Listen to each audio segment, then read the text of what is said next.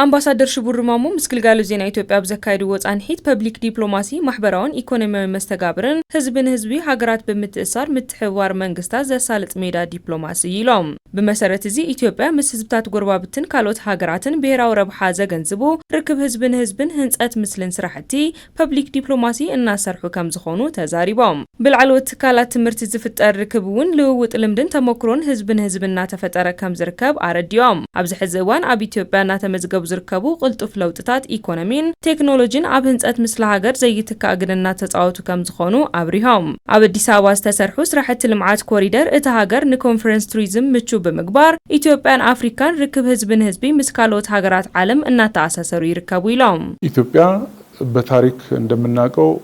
በቀኝ ያልተገዛች ኢትዮጵያ ኣብ አፍሪካ ከምንፈልጦ በባዕዳውያን ዘይተገዘት ሃገር እያ በበዝሒ ህዝባ ከአፍሪካ ካልአይቲ እያ መቦቀል ዘርኢ ወዲ ሰብ እያ መቐመጢት ሕብረት አፍሪካ ከምኡውን ካብ ኒውዮርክን ጀነቫን ቀፂላ ሳልሰይቲ መቐመጢት ማሕበረሰብ ዲፕሎማቲክ እያ አዲስ አበባ ኣዝያ ትልወጥ ዘላን ማእኸል ኮንፈረንስ ቱሪዝም ዝኾነት ከተማና እያ بمنصر زي زحلفو عامتات نتنرئي بزحات عالم لخ مرها قبرتات تساليتهم يوم أفريكان إثيوبيان زت أساسور مرها قبرتات تساليتهم يوم على ما كف كنتو يتكناولون أفريكان إن إثيوبيان የሚያስተዳድሩ كنتو يتكناولون ርክብ ዲፕሎማሲ ወፃ ኢትዮጵያ በቀዳምነት ንጎረባብታ ሀገራት ይዋሃብ ዝበሉ አምባሳደር ሽብሩ በዝድማ በፓርላማ ምሁራንን ተምሃሮን በማህበራትን ሰሙያ ኪነ ጥበብን ምስ ጎረባብታ ሀገራት ርክብ ህዝብን ህዝቢ ዕውስ ስራሕ ከም ዝተሰርሐ ገሊጾም ኣብ ፐብሊክ ዲፕሎማሲ ዝተሰርሐ ዕውስ ስራሕ ንምኽባር ብሔራዊ ረብሓ ሃገርን ህንጸት ዓብይ ግድብ ህዳሴ ንምዕዋት ዓብይ እጃም ምውፋዩ አረዲዮም ውጭ ያሉት ኢትዮጵያኖች ትውልደ ኢትዮጵያኖችና የኢትዮጵያ ወዳጆች አንደኛ ያው ገቢ በማሰባሰብ አወጻ ዝርከቡ ትውልደ ኢትዮጵያውያን ሓደ አታው በመትእኻብ ቦንድ በመዕዳግ ውብቶ በመሃብ ዓብይ ስራሕና ሰርሑ ከም ዝነበረ ይፍለጥ ንሱ ጥራሕ እውን ኣይኮነን ኣብ ዓለም ለኸ መድረኽ መብዛሕትኡ እዋን ዓብይ ግድብ ህዳሴ ኣመልኪቱ ኣጀንዳ ኮይኖም ዝለዓሉ ጉዳያት ነይሮም ምስ ህንጸት እቲ ግድብ ተተሓሒዙ ዝግበረልና ጽዕንቶ ንምምካት ዓበይቲ ስራሕትና ሰርሑ ጸኒሖም እዮም ንሱ ጥራሕ እውን ኣይኮነን ኣብ ልዕሊ ኢትዮጵያ ጽዕንቶ እንትግበር ምንቅስቃስ ኖሞር ምልዓል ንኽእል ኢና ስራው ሲሰሩ ነበር እሱ ብቻም አይደለም በኢትዮጵያ ላይ ትልቅ ተጽዕኖ ሲደረግ በመንሰራቸው ስራዎች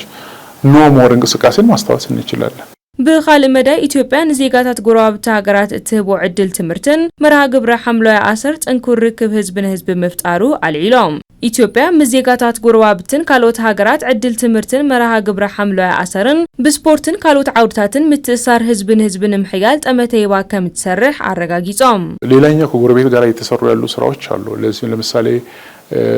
በዚህኛው አመት خالي مس ጎረባብትና ተሰርሑ ዝርከቡ ስራሕቲ ኣለው ንኣብነት ኣብዚ ዓመት ሚኒስትር ትምህርቲ ምስ ዝተፈላለዩ ኣካላት ብምትሕባር ንሕና እውን ክትትል ብምግባርን ስራሕቲ ርክብ ወጻኢ ብምስራት ጎረባብታ ሃገራት ስኮላርሺፕ ዕድል ሂቡ እዩ እዚ ዓብይ ስራሕ እዩ خالي ምስ ጎረባብታ ሃገራት ዝስራሕ ዘሎ ዲፕሎማሲ መርሃ ግብረ ሐምላይ ዓሰር እዩ ኢትዮጵያ ካብ ቀረባ ዓመታት ነዘብ ብምልዕዓል خبر ቀዳማይ ሚኒስትር አብይ አሕመድ ብዙሓት ስራሕቲ ተሰሪሖም እዮም ንሱ ጥራሕ ይኾነን ኣብ ቀጻሊ በስፖርት በመሰረተ ልምዓት ስራሕቲ ምትእሳር እናተራእይ ዝኸድሉ ኩነታት ኣሎ ማለት እዩ ወደፊት በስፖርት በመሰረተ ልማት የማስተሳሰሩ ስራዎችም እየታዩ የሚሄዱበት ሁኔታ አለ ማለት ይቻላል ኣብ ወጻኢ ዝነብሩ ዜጋታት ባህልን እሴትን ኢትዮጵያ ኣብ ጎዳና ዓለም ብምልላይ ንምኽባር ብሔራዊ ረብሓ ሃገር ዕዙዝ ግደና ተዋጽኦ ይርከቡ ኢሎም